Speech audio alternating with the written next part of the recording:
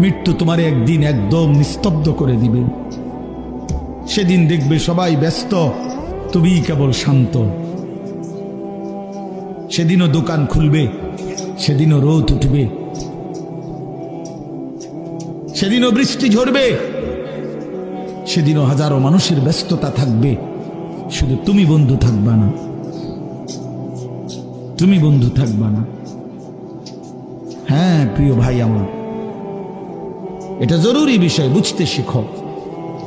নিজের ভালো, নিজের কল্যাণ, এটা বহুতই জরুরি বাপ, বহুতই জরুরি। যাই হোক, আমি লম্বা করে ফেলছি আমার কথা। তৃতীয় কথা হলো দলালাত, কোন ব্যক্তি হকের রাস্তা, জান্নাতের রাস্তা, সঠিক রাস্তা থেকে পথ হারিয়ে ফেলা, কুফরির মধ্যে লিপ্ত হলো, শিরিকের মধ্যে লিপ্ত হলো,